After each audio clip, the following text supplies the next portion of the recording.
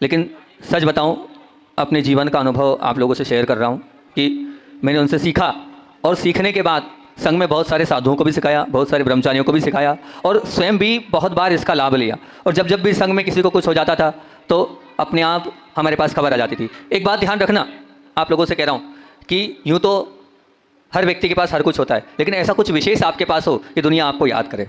ऐसा कुछ विशेष आपके पास हो कि दुनिया आपको याद करे। तो मुझे ऐसा लगा कि मयूर जी ने मुझे सिखाया है, तो मैं जहाँ जाता हूँ कोई तकलीफ होती है तो रात को 12 बजे भी तकलीफ होती है तो सीधे हमारे कमरे में दौड़ते लोग आते हैं, महाराज जी चलो आपको बुला रहे हैं। यहाँ तक कि कितनी बार तो ऐसा मौका होता था कि पूज्य गुरुदेव भी बोलते थे दुर्लभ को बुलाओ।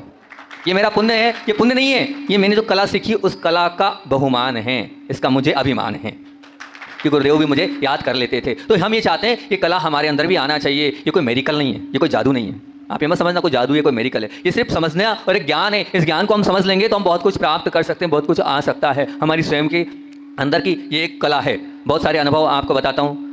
नींद नहीं आती थी तो एक डॉक्टर अखिलेश जी दमोह के हैं, उन्होंने बहुत अच्छा पॉइंट मुझे बताया। एक अभी हाल जो बताया वो, उसके बाद सबसे मुख्य और महत्वपूर्ण जो पॉइंट होता था वो पॉइंट होता था हमारे गुरुद्वार के पीछे नीचे। वो बहुत महत्वपूर्ण, जैसे ही आप दबाएंगे तो वो बिल्कुल तुरंत के तुरंत उसी वक्त सामने वाला उठ जाएगा। ये बेहोशी का पॉइंट है। और एक और बहुत महत्वपूर्ण पॉइंट केवन, अनुभूत है केवन का। केवन मतलब कौन सा पॉइंट हुआ? जो आपका पैर की पक्तली है, पैर की पक्तली में जो बीचों बीच का स्थान है बीच का, वो केवन वाला है, जिसे किडनी वन बोलते हैं। इसको आप जैसे ही दबाओगे वैसे के वैसे ही अपने आप वहाँ पर किडनी पर शुद्ध ऑक्सीजन जाती है और तुरंत हो जाता है। सबसे महत्वपूर्ण पॉइंट तो ये 5 तो मैंने बता दिए जिनको इमरजेंसी पॉइंट कहते हैं। ये ठीक है ना। उसके बाद केवन, ये तो ठीक है। लेकिन जो महत्वपूर्ण आपको मैंने पॉइंट बताया वो है नाखून के अंगूठे के ऊपर नाखून वाला। रखो और होश में आ जाता है। एक बार की बात है, बिल्कुल अनुभूत। एक छल्लिका माता जी की समाधि चल रही थी और समाधि का समय था और वो बेहोशी हालत में हो गई। हमारे पास मैसेज आया, हम वहाँ पर थे। उन्होंने कहा कि अब क्या इनका सब त्याग करा दें? मुझे अपने खुद के अंदर के ज्ञान से और अनुभव से लगा कि नहीं, माता जी को, अब वो क्या पता मुझे कैसे आवाज़ हुआ, ये तो मैं नहीं जानता। अंदर की आवाज़ बोली कि अभी समय है माता जी को सब कुछ त्याग नहीं कराना चाहिए। दक्षिण की बात थी, वहाँ से फ़ोन आया था क्योंकि लगभग मुझे इंटरेस्ट का विषय मेरा ये सेवा में, वैयावृत्ति में और आयुर्वेद में, हर फील्ड में मेरा अनुभव। तो वहाँ से फ़ोन आया तब मैंने यही पॉइंट बताया और ये पॉइंट बताया और वो तुरंत माता जी उठ गई।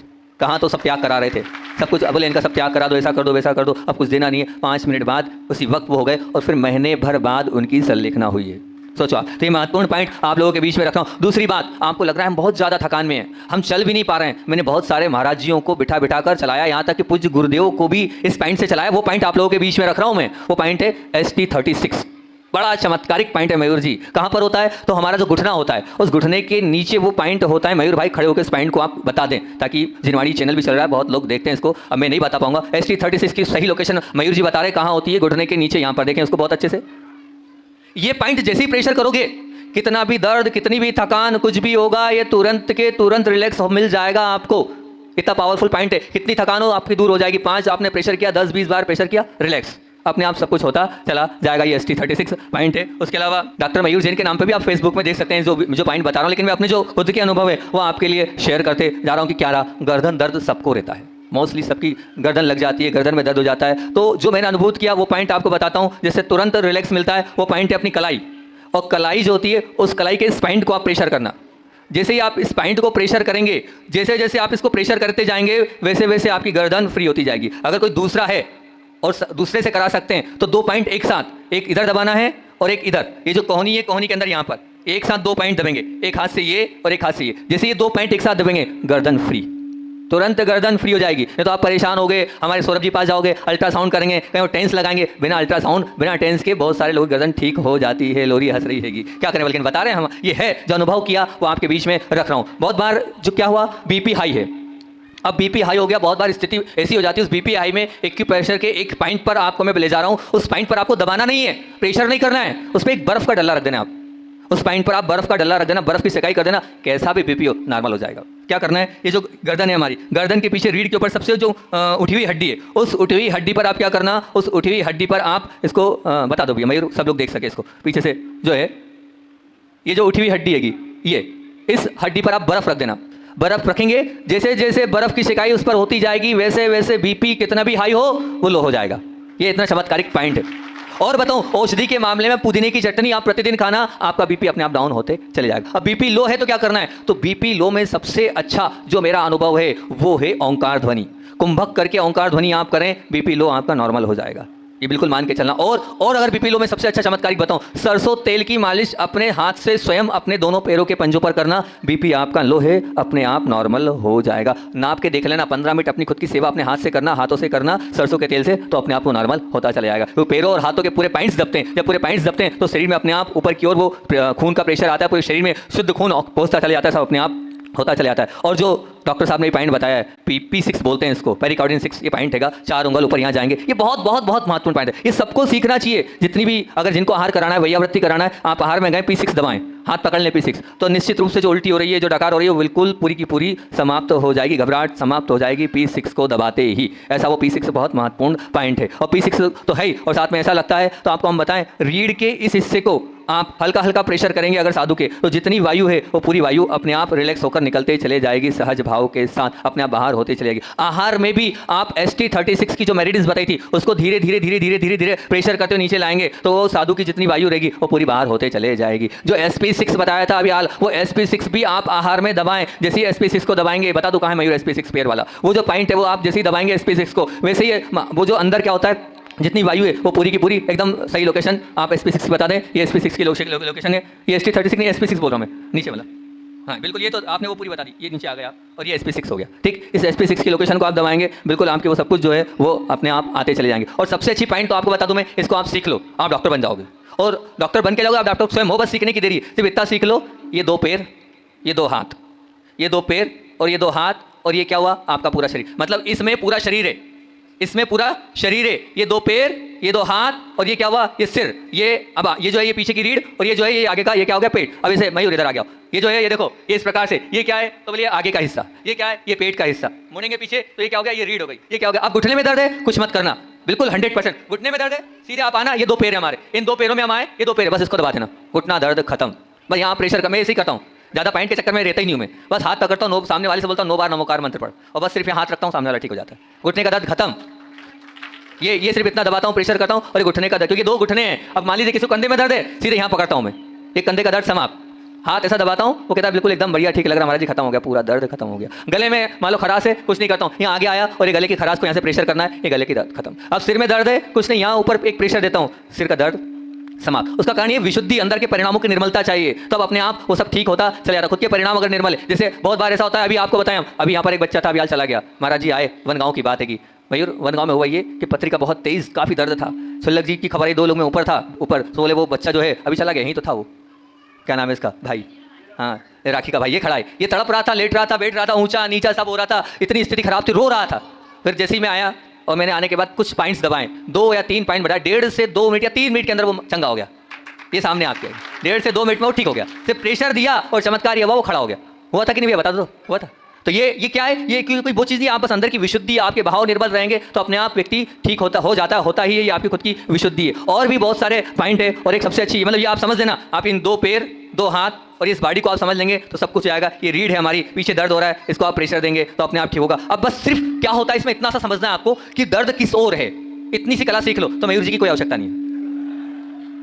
आपने पूछा सामने दर्द है, तो अब आपको ये सामने दर्द है तो यहाँ दबाना है, अब पीछे दर्द है यहाँ दबाना है, बाजू में दर्द है यहाँ दबाना है, इस तरफ दर्द है यहाँ दबाना है, इतना ही करना है आपको। किस तरफ दर्द है उस तरफ में आपको दबाओगे तो बहुत जल्दी आराम मिलेगा। वो इसी प्रकार आप बस वो लोकेशन देखो, शरीर की लोकेशन कहाँ है, किस ओर, लेफ्ट में है तो लेफ्ट हाथ पकड़ो, राइट में है तो राइट हाथ पकड़ो, ये आप ध्यान रखना। इसी को पैर में भी ले जा सकते हो, और पैर से भी आप इसको कर सकते हो, दोनों पैर दोनों हाथ से भी आप कर सकते हो, तो इससे आपको बहुत बहुत बहुत आराम मिलता चला जाएगा। और आपको और बहुत सारी चीज़ बताऊँ तो सबसे बड़ी बात जो मैंने अनुभूत करी, उस पद्धति को सिखा देता हूँ, याद आ गया है तो वो आपके लिए ज़रूर बताऊँगा कि अगर आप, ये मेरा अनुभव, हालांकि ये बिल्कुल अलग अनुभव बता रहा हूँ, इसलिए बता रहा हूँ, शायद मेरे ख्याल से विमल जी भी बैठे हैं, और एक अलग चीज़ में रख रहा हूँ। मैंने बहुत एक पुरानी हस्तलिखित पुस्तक मुझे मिली, मैंने उसको पढ़ा, हालांकि थी वो स्वर विज्ञान की। स्वर विज्ञान एक बहुत ऊंची प्रक्रिया है, एक बहुत दुर्लभ प्रक्रिया है, अच्छे इसको सीख नहीं पाते हैं। जिसने स्वर को सीख लिया, समझ लेना उसने सब कुछ प्राप्त कर लिया, वो चलता फिरता भगवान बन सकता है। भगवान मतलब क्या, आपके साथ घंटे भर बाद क्या होना है वो आप बता सकते हैं, सर्वज्ञानी। कल क्या होना है वो बता सकता है, सर्वज्ञानी। निमित्त ज्ञानी बन जाता है, ये मान के चलना। अवधि ज्ञानी तो नहीं कह सकता हूँ, लेकिन सब कुछ जान सकता है। आचार्य श्री जी कोई ज्योतिष को नहीं मानते थे, आचार्य श्री जी किसी भी को किसी पंडित को नहीं मानते थे, उनके पास सिर्फ एक ही कला थी, वो थी स्वर विज्ञान। और वो कहते थे, ज्ञान सागर जी ने कहा सबका बाप है स्वर विज्ञान, इसलिए कोई मुहूर्त उनके आगे नहीं चलता था, कोई ज्योतिषार उनके आगे नहीं चलता था। हम कहते थे उनने दीक्षाएं ऐसे ऐसे काल में दी हैगी जिस काल में कहना चाहिए मृत्यु योग है, काल योग है। उसके बाद भी वो कहते थे मुझे इन सब चीज़ों पर विश्वास नहीं है, मुझे तो जो गुरु ने सिखाया है उस पर विश्वास है। और उसी से उन्होंने इतनी सारी दीक्षाएं, इतने सारे बड़े बड़े कार्य वो करते चले गए और हर कार्य में वो सफल हुए। आप जानते ही हैं, नहीं हुए सफल, हर कार्य में सफल होते चले गए। तो वही मैं स्वर विज्ञान की एक पुस्तक मुझे बहुत प्राचीन हस्तलिखित मिली, उस पुस्तक को मैंने पढ़ा, पढ़ने के बाद उसमें एक चीज़ मुझे मिली, वो आप लोगों को शेयर कर रहा हूँ। और फिर उसको मैंने अनुभूत किया, और अनुभूत करने के बाद एक कुंडलपुर में भी गया था, संघ में आरिकाओं को बताया, महाराजों को बताया। अब एक दिन छुल्लक जी को बता रहा था कि इस पद्धति को आप सीख लो, वास्तविकता में बहुत अनुभूत और बहुत अच्छी पद्धति है। ये एक दिन मेरे इनके साथ आहार हुए, मैंने प्रारंभ में एक जग पानी ले लिया, ये पूरे आहार में 5 जग भी नहीं ले पाते, मैंने शुरू में ही 1 जग पानी ले लिया, उसके बाद पूरा आहार कर लिया। इनसे ज़्यादा आहार किया, इनसे कम समय में किया, उसके बाद 1 जग पानी पी लिया, फिर आधा जग पानी पी लिया, फिर इनको बताने के लिए 1 गिलास और ऊपर पी लिया। मैंने कहा देख लो 2.25 जग हो गया पानी। तो क्या कारण है कि मैंने पानी लिया, उसके बाद भी पूरे आहार में एक भी डकार नहीं, कोई घबराहट नहीं। आप कहते तो मैं आधा घंटा और खड़े हो लेता। तो वो पानी पीने की पद्धति आपको सिखा रहा हूँ, वो पद्धति बिल्कुल भिन्न है, अभी की पद्धति से भिन्न है। लेकिन जिन आचार्य ने वो लिखी, वो तो उनका नाम तो नहीं लिखा उस पुस्तक में, क्या है वो उनका कहना ये था, हम अपना बता रहे हैं, वो तो साधु थे। तो वो कह रहे हैं कि पानी आप पिएं, पानी आप पिएं, जब पानी पिए तो श्वास ना लें, जब पानी पिए तो विमल जी श्वास नहीं लेना है। मतलब क्या हुआ, पानी पीना है, गटकना है, उसको गट से आवाज़ आनी चाहिए, गट से आवाज़ आनी चाहिए। अब पानी पिए मतलब पहले श्वास ले लें और फिर पानी पिएं और फिर उसके बाद श्वास लें, पर पानी पीते वक्त श्वास ना लें, चुस्की लेकर पानी ना पिए। बिल्कुल आयुर्वेद के विपरीत ये बात है। और आपको बता रहा हूँ वास्तविकता में वैसा पानी प्रारंभ किया तो वायु खत्म, पेट में पानी, क्योंकि वो डायरेक्ट सीधे के सीधे स्टमक में जा रहा है, जहाँ पानी पहुँचना चाहिए वो सीधे वहाँ जा रहा है, कहीं अटक नहीं रहा है, कहीं भटक नहीं रहा है। तो अनुभूत है इस चीज़ का। तो आप ऐसा पानी पीना प्रारंभ करेंगे तो वो पानी जो है आप 1 जग भी पी लेंगे तो पेट आपका भरेगा नहीं। आपको ऐसा लगेगा कि क्या हो गया। महाराज जी ने एक दिन हमसे बोला, ओ महाराज जी इतना पानी पी लिया, रोटी क्या खाओगे। सुलग जी टेंशन में आ गए। हमने कहा चिंता नहीं करो, आपसे ज़्यादा रोटी खा के बता दूंगा मैं। तो ये पानी पीने की पद्धति अभी हमने वहाँ पर 52 गजा से इसको अनुभूत किया, इसलिए आपको ये पद्धति भी हमने आपके लिए रख दी कि इस प्रकार से हम पानी पिएंगे। और वास्तविकता में एक बात बताऊँ, सच्ची और अच्छी बात बताऊँ, कोई डॉक्टर की जरूरत नहीं है, कोई आयुर्वेद की जरूरत नहीं है, किसी की जरूरत नहीं। एक चीज़ पर आप ऑब्जर्वेशन कर लो, एक चीज़ पर आप सजग हो जाओ, तो आपको किसी की कोई आवश्यकता नहीं है। वो क्या है, शरीर को अन्न की भी आवश्यकता नहीं है, शरीर को औषधि की भी आवश्यकता नहीं है, शरीर को सबसे ज़्यादा आवश्यकता है ऑक्सीजन की। काय की? ऑक्सीजन। आपका लीवर क्यों खराब है, शुद्ध ऑक्सीजन नहीं पहुँच रही। आपका पेनक्रियास क्यों खराब हो रहा है, शुद्ध ऑक्सीजन नहीं पहुँच रही। क्या है कि आपने जो ऑक्सीजन है आप जो ले रहे हैं वो सिर्फ उथली सांस ले रहे हैं, मतलब कहाँ, आपकी सांस ऊपर से चल रही है। मतलब अभी अगर आप देखेंगे तो आपकी जो सांस है कहाँ है, वो फेफड़े से चल रही है। अगर यही सांस पेट से हो जाएगी, यही सांस आप पेट से लेना चालू कर देंगे तो प्रत्येक ऑर्गन्स में ऑक्सीजन पहुंचेगी। और जब हर एक ऑर्गन्स पर ऑक्सीजन पहुंचेगी तो वो जो आपके प्रत्येक ऑर्गन्स वो पावरफुल बन जाएंगे। वो डेड इसलिए होते हैं कि शुद्ध ऑक्सीजन आपके ऑर्गन्स में नहीं पहुंचने के कारण आपके वो ऑर्गन्स बैठ जाते हैं, डल हो जाते हैं, डाउन हो जाते हैं। तो अपने ऑर्गन्स को अगर पावरफुल बनाना है शुद्ध ऑक्सीजन, तो क्या करें, आप श्वास जो है, सुनो बहुत ध्यान से क्या बोल रहा हूँ, श्वास जो है सिर्फ काय पे ध्यान देना है आपको, श्वास सिर्फ काय पे ध्यान देना है, छोड़ने पे ध्यान देना है, लेने पे ध्यान नहीं देना है। जितनी तेजी से आप छोड़ना चालू कर दो, बस मुझे श्वास छोड़ना है, तो अपने आप जैसे ही श्वास छोड़ने पे ज़्यादा ध्यान देगा तो आप अपने आप श्वास को अंदर लोगे। तो श्वास लेना कैसे, पेट अंदर हो और पेट बाहर हो, पेट अंदर हो पेट बाहर हो, पेट अंदर हो पेट बाहर हो, तो श्वास आप होंगे। जैसे जैसे आप बड़े होते जाते हो ना, वैसे वैसे आप जो श्वास लेना भूल जाते हो। एक नवजात शिशु जो जन्म लिया है वो माँ समझ सकती है इस बात को कि कैसा वो जब जन्म लेता है और जब वो सोता है तो उसका पेट ऊपर नीचे होता है, पेट उसका ऊपर नीचे होता है। बिल्कुल देख लेना, अनुभव कर लेना, वो सही श्वास ले रहा है, ठीक है ना। और जैसे जैसे आप बड़े होते हो श्वास लेना भूल जाते हो और वो फिर आप कहाँ, फेफड़े से सांस लेना चालू करते हो। जब यहाँ से श्वास लेते हो तो फिर वो नीचे के पूरे ऑर्गन्स बैठ जाते हैं। आप सिर्फ इतना एक जुनून बना लो कि मुझे श्वास अंदर से लेना है और बाहर करना है, पेट फूलेगा पेट बाहर होगा। इतना सा आप कर लोगे तो बहुत सारे आपके रोग दूर हो जाएंगे। खुद के आपके शरीर के अवयव को आप खुद स्वयं इस ऑक्सीजन के माध्यम से पावरफुल बना सकते हो। इतनी ताकत आपके पास है, बस आप वो शुद्ध ऑक्सीजन लेना सीख जाओ। वो कोई भी नहीं ले पा रहा है,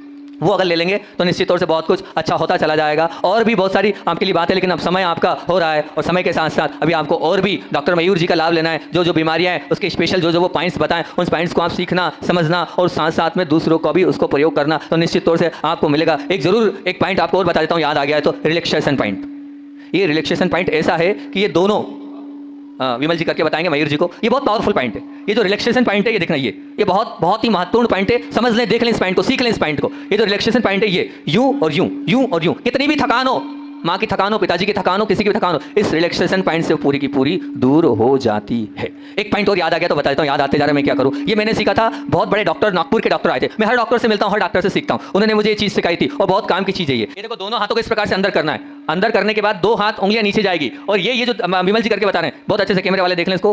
भैया कहाँ है वो, आ रहा नहीं तो भैया क्या कर रहा है, तो इधर देखो, ये देखो, ये जो है ये बहुत महत्वपूर्ण पॉइंट है। इससे सब प्रकार के दर्द, पेट की वायु, उल्टी, दस्त, हाँ इसको व्यवस्थित एक बार फिर से बता दो।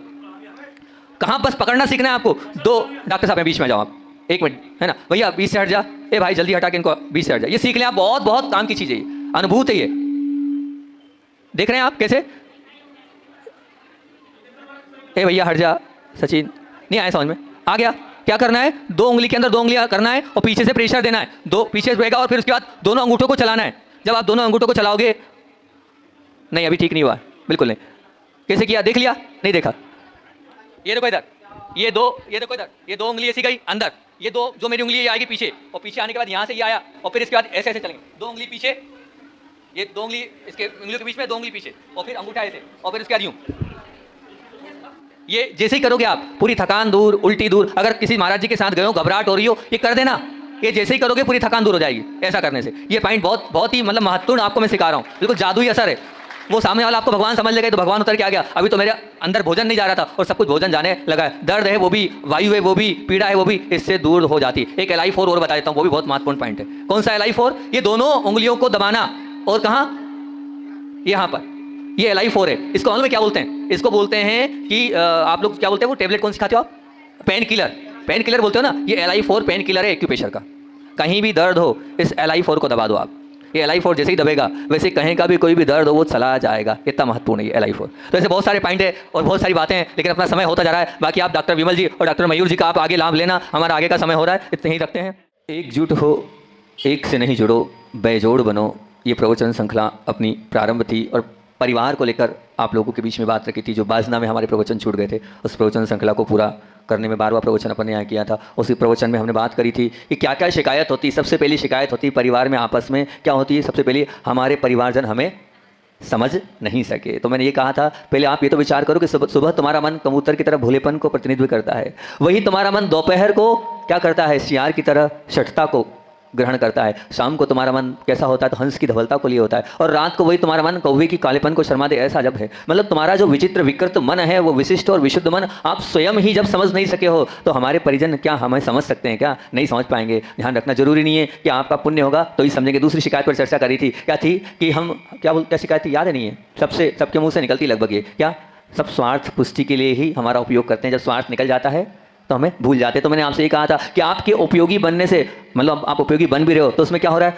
कम से कम आपको भी तो बहुत सारी सुविधाएं उसके माध्यम से मिल रही है। कम से कम आपकी सुरक्षा भी तो सुनिश्चित है और कम से कम आपकी मानसिक स्वस्थता भी तो हो रही है। अगर परिजन के आप कोई काम आ रहे हो तो आप ये मान के चलना बहुत सारी आपको उससे बेनिफिट भी तो मिल रहा है। और अंत में क्या बोला था? आज तक हमने दुख के समय ही परमात्मा को याद किया, फिर परमात्मा ने हमें कभी ऐसा नहीं कि सहायता करने को मना कर दिया, मंदिर में मना कर दिया। इसीलिए हम ये समझे ना कि अगर दुख के समय हमें याद किया जा रहा है तो हम क्या हैं? भगवान हैं। और आपको भगवान की उपमा दी थी। और फिर एक और शिकायत की बात करी थी कि दूसरों के साथ तो प्रेम के साथ और हमारे साथ कैसा व्यवहार? रुक्षता वाला व्यवहार करते हैं। तो उसके लिए मैंने एक बात बोली थी कि मनुष्य अनाज के प्रति जितना जागृत होता है उतना जागृत जल के प्रति नहीं होता है, और उतना जागृत काय के प्रति नहीं होता? प्राणवायु ऑक्सीजन के प्रति नहीं होता है। अन्न के बिना महीनों चल सकता है, जल के बिना कुछ दिन चल सकता है, पर बताओ प्राणवायु के बिना चल सकता है क्या? नहीं चल सकता, बिल्कुल नहीं चल सकता। फिर भी क्या अगर उपेक्षा की बात आती है तो क्या अन्न से ज़्यादा उपेक्षा जल की करते हो और जल से ज़्यादा उपेक्षा प्राणवायु की करते हो। तो अन्न से जल अधिक जो क्या है? जल अधिक सुलभ है और जल से प्राणवायु अधिक सुलभ है, और जो सुलभ होता है उसकी उपेक्षा करने का ये हमारे मन का स्वभाव ही है।